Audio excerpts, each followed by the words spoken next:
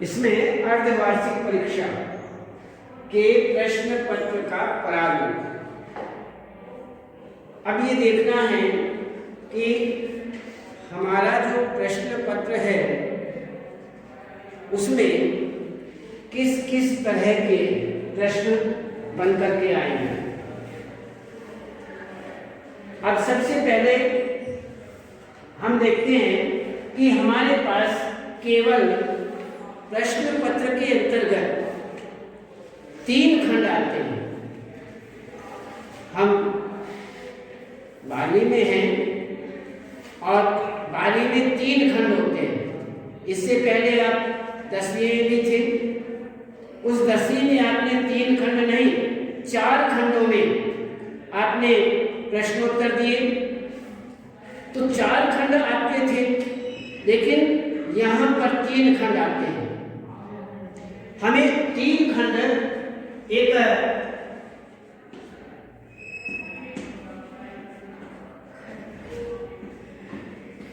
खंड के ख ग ये 3 खंड हमारे पास आते हैं और ये लिखा रहता है कि प्रश्न पत्र में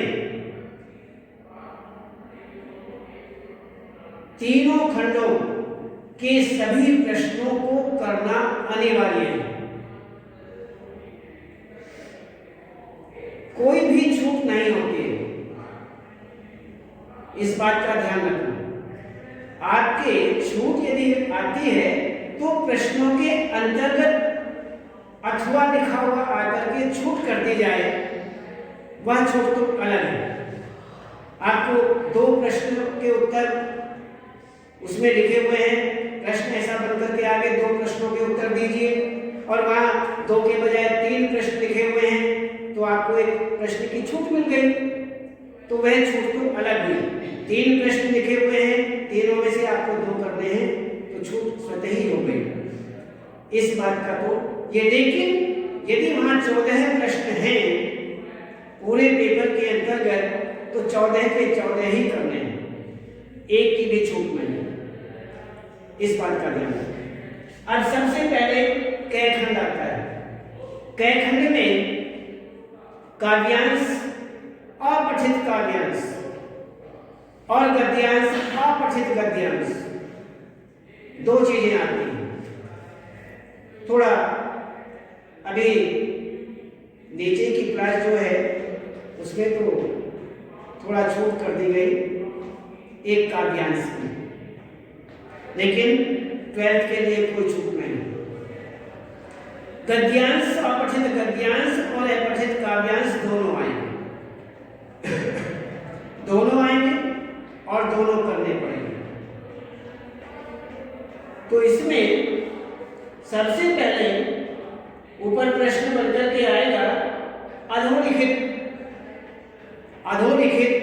अपठित गद्यांश को ध्यान पूर्वक पढ़ करके नीचे लिखे प्रश्नों के उत्तर दीजिए, ये लिखा हुआ है। अब आप अच्छी तरह से उस पूरे गद्य को पढ़ेंगे जो है पठित है, जो आपने पढ़ा हुआ नहीं है। कभी कभी होता है कि हम इतना अभ्यास करते हैं, इतना अभ्यास स्वाध्याय करते हैं, घर में इतना स्वाध्याय हमारा चलता है कि हमारा पढ़ा लिखा ही आ जाता है। ऐसा भी हो सकता है, अच्छा होता है, ये नहीं कि हर बार आ जाता है। लेकिन जो स्वाध्याय बहुत अधिक करता है, गद्यांश बहुत देखता है, बहुत पढ़ा लिखा, उसका समय पढ़ने में बहुत जाता है, तो कहीं न कहीं कोई न कोई गद्य उसका पढ़ा लिखा ही आ जाता है।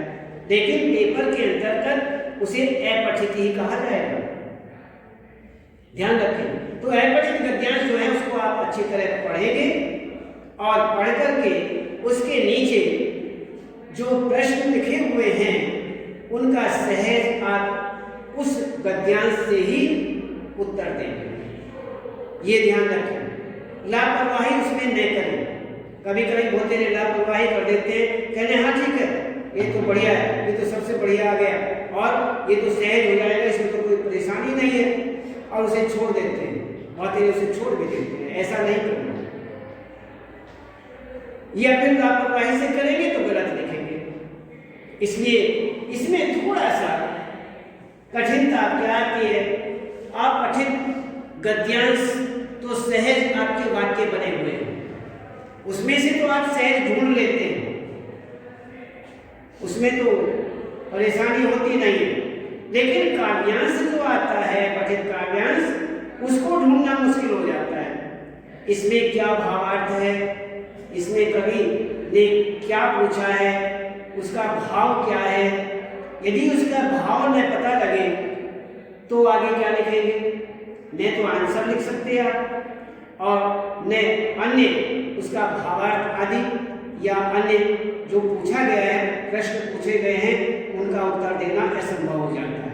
इसलिए आप बहुत ही ध्यान से उसे काव्यांश को एक एक शब्द पढ़ेंगे। एक एक शब्द के अंतर्गत कभी कभी उत्तर आ जाते हैं।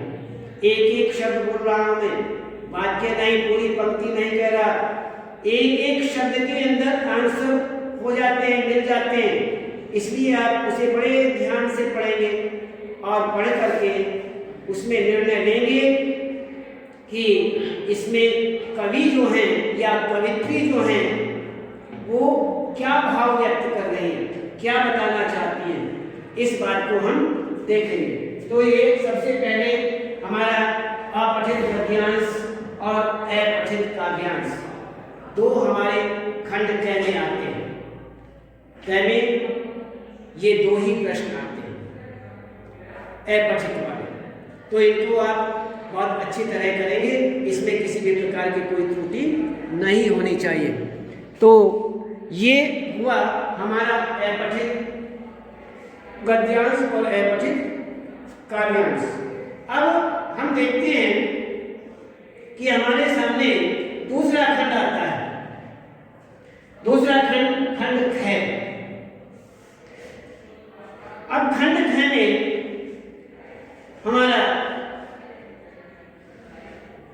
व्याकरण से संबंधित, जनसंचार माध्यम से संबंधित जो पत्र, जिसमें पत्र आते हैं, निबंध आते हैं, जनसंचार माध्यम पूरा आता है, जिसमें आलेख, फीचर आदि अन्य सारी चीजें ये व्याकरण से संबंधित जो मीडिया से संबंधित हैं, वो सारी की सारी खंड ख में आती हैं।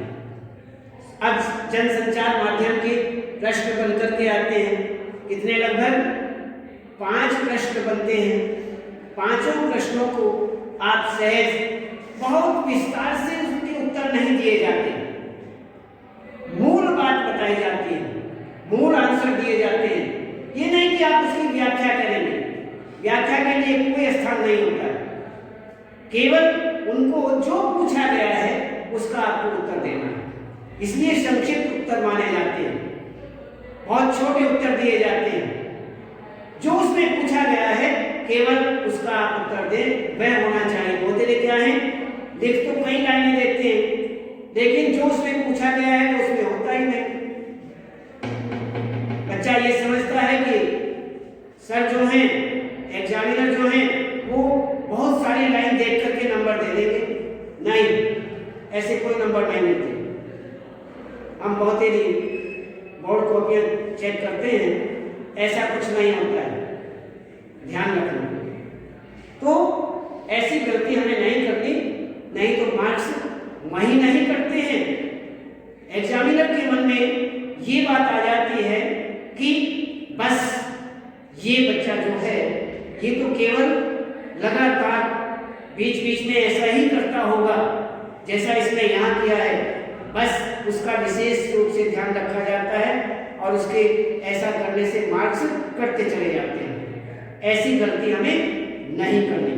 तो इसमें खंड, इसमें जनसंचार माध्यम के प्रश्न आते हैं, इसमें आलेख, फीचर, पत्र, निबंध। एक ध्यान रखें, पत्र आएंगे, एक नहीं आता, 2 कम से कम दो पत्र आते हैं, कम से कम, और अधिक से अधिक, ज़्यादा से ज़्यादा 3 आ सकते हैं, वैसे 2 ही आते हैं, ध्यान रखें। और उनमें से आपको केवल एक करना है, ये नहीं कि आप उसे दोनों के दोनों करेंगे। ये आप अपनी तरह से निर्देश जो उसमें लिखा हुआ है, प्रश्न जो लिखा हुआ है, उसको अच्छी तरह से आप पढ़ें और पढ़ करके उसे सहज उत्तर दें, पत्र लिखें। ऐसे ही निबंध है, निबंध 2 या 3 निबंध आते हैं, निबंध शीर्षक जो आते हैं, उनमें से भी आपको एक ही करना है। 2 पत्र और निबंधों में से केवल एक करना है, और इस तरह से आपने एक पत्र और एक निबंध करना अनिवार्य है। उसमें ज्यादातर जो आता है बड़ी क्लास, जैसे आपकी 12वीं कक्षा है, इसमें क्या होता है, वो संकेत बिंदु नहीं देते, समझ रहे? संकेत बिंदु आपके सामने लिखे हुए नहीं होंगे, संकेत बिंदु अपने आप तैयार करने पड़ेंगे। जो भी आप निबंध शीर्षक दिया हुआ है उसमें आपको स्वतः अपने आप करने पड़ेंगे, और वो बिंदु तैयार करके आप पूरा निबंध लिखेंगे। निबंध को भी लापरवाही से नहीं लिखना चाहिए, मूल ठोस निबंध लिखना चाहिए, और शब्दावली का जो विशेष प्रयोग आप करें, ठोस शब्दावली का प्रयोग, वाक्यों का प्रयोग। एक वाक्य को बार बार भी आप नहीं करेंगे, पुनरावृत्ति करना, बार बार उसे रिपीट करना, ऐसी गलती भी नहीं करेंगे। दिमाग से ये बात निश्चित रूप से निकाल देना कि हमारा निबंध हुआ, पत्र हुआ, या इस तरह की व्याख्या हुई, या अन्य पैराग्राफ आदि हम लिखते हैं, उसमें सब में एग्जामिनर देखते नहीं है, बस ऐसे ही टिक मारा और मार्क्स दिए और आगे बढ़ गए, नहीं, ऐसा कदापि नहीं होता है। तो इस बात का ध्यान रखें। तो ये आप जन संचार माध्यम हैं, पत्र हैं, निबंध हैं, आलेख हैं, फीचर हैं, ये आलेख और फीचर में से भी केवल अथवा लिखा रहता है, एक ही करने को आता है। तो इस प्रकार से आप इनको पूरा करेंगे। अब ये सारी चीजें आए, उसके बाद हमारे पास एक गय खंड आता है। गय खंड में हमारी जो पुस्तक, पठित पुस्तक, अंतरा और अंतराल दोनों पुस्तकें आती हैं। अंतरा से गद्यांश, पठित गद्यांश, अपठित नहीं, पठित गद्यांश और पठित काव्यांश। जो आपने काव्य पढ़े, जो आपने गद्य पढ़े, वो आते हैं। उनमें से क्या होता है, उसमें आपको कोई भी गद्य दिया जाएगा, नीचे लिखे गद्यांश को पढ़ करके आप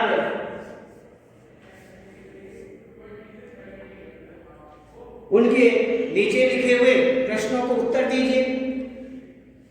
लेकिन इसमें आपके क्या सामने कि गद्य की आपसे सप्रसंग व्याख्या मांगी जाती है। आपने 10वीं में देखा होगा कि आपको व्याख्या नहीं थी, केवल आपके सामने गद्य लिखा हुआ है, पठित गद्य, और उसमें आपसे कहा कि नीचे प्रश्न लिखे हुए हैं, उनके उत्तर दीजिए। यहाँ क्या है, आपको गद्य दे दिया और कहा सप्रसंग व्याख्या कीजिए। हमने बताया हुआ है संकेत, संदर्भ, प्रसंग, व्याख्या, विशेष, ये सारी चीजें व्याख्या के अंतर्गत आती हैं और ये हमें पूरी करनी है। ये विशेष ही है, अतिरिक्त है, लेकिन उसमें प्रश्न पत्र के अंदर लिखा हुआ क्या आएगा, सप्रसंग व्याख्या कीजिए। क्या लिखा हुआ आएगा, सप्रसंग।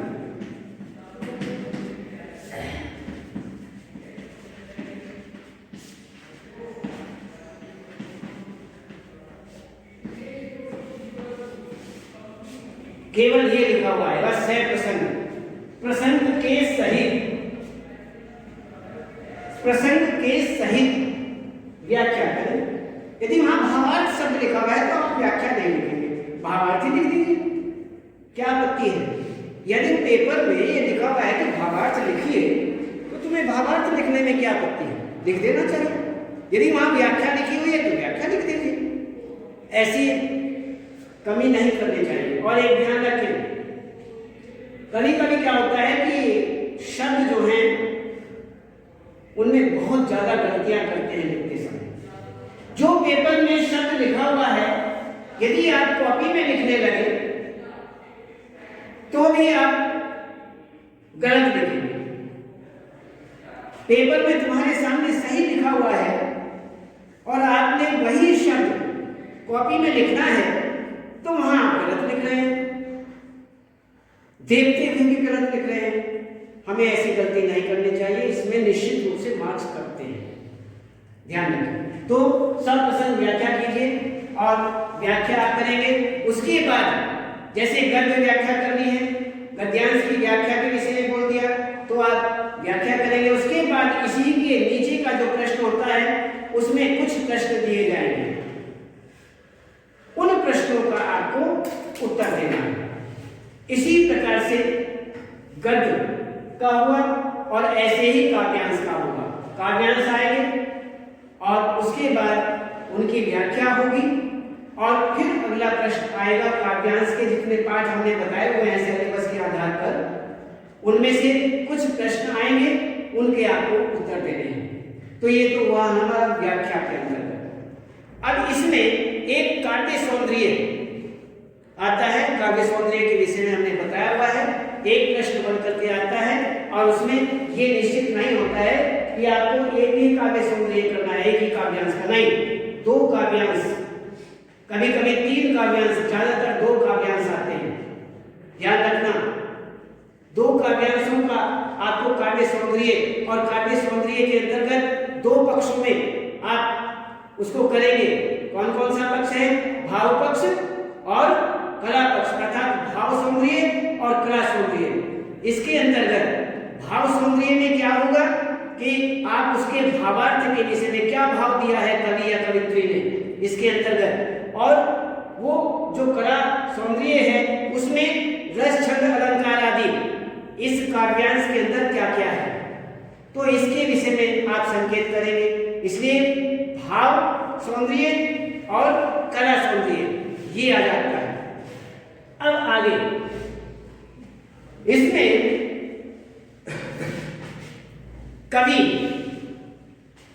कवि के विषय में आता है कि कवि हो या कवित्री हो, उनके विषय में जीवन परिचय, साहित्यिक परिचय, उनके विषय में प्रकाश डालना, ये प्रश्न बनकर के आते हैं। जीवनी वगैरह इनका ध्यान रखें। जो भी जिस तरह से ये आपका पाठ्य है, पाठ्यक्रम के अनुसार ही, सिलेबस के अनुसार ही आप उनकी तैयारी करेंगे और उन्हें आगे बहुत अच्छी तरह लिखेंगे। तो इसमें ये सारी स्थितियां आई। तो अब इसमें और प्रश्न बनकर के जो आते हैं,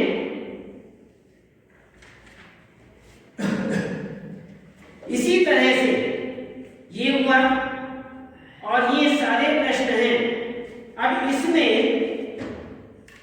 एक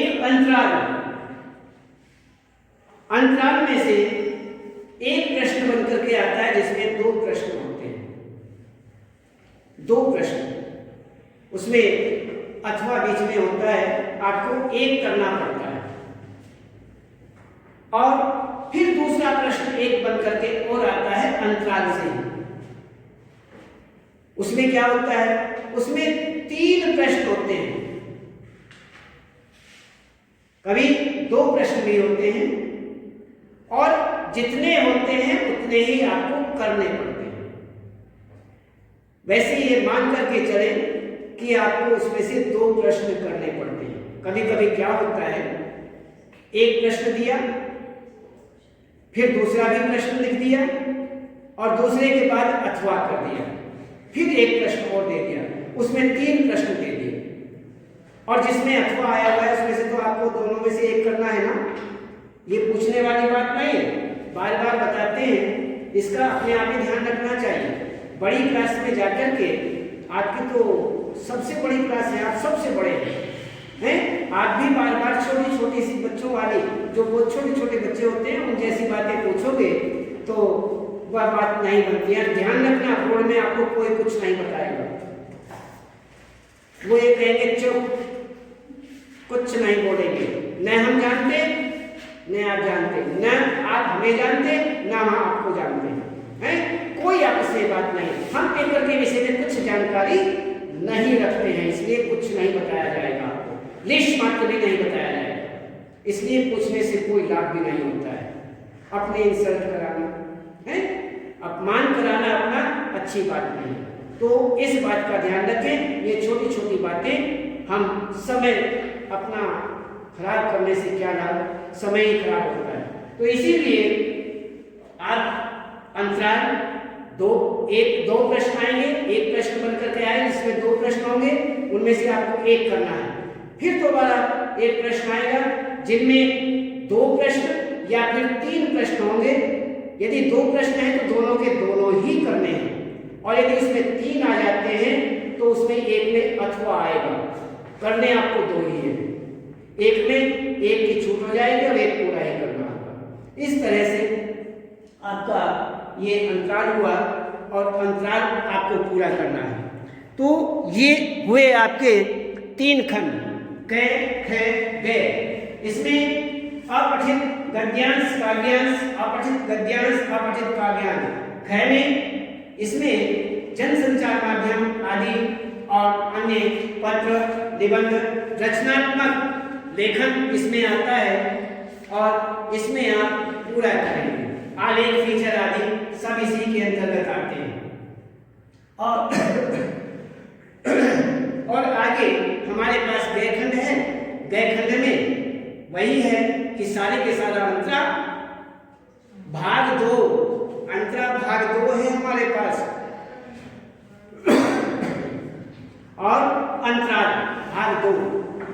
ये इसकी व्याख्या आएगी, प्रश्न आएंगे, इसकी पूरी व्याख्या होगी, प्रश्न होंगे, कवि जीवन परिचय आदि ये सब आएंगे, और अंतराल प्रश्नोत्तर होंगे, काव्य सूत्रीय आदि होंगे।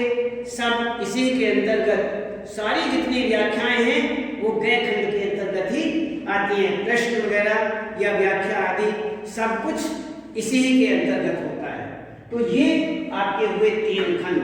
तो इसमें अर्धवार्षिक परीक्षा जो है उसके प्रश्न पत्र का इस प्रकार से प्रारूप बन करके आता है, और यही आपको विशेष रूप से ध्यान रखना है और बढ़िया पेपर करना है।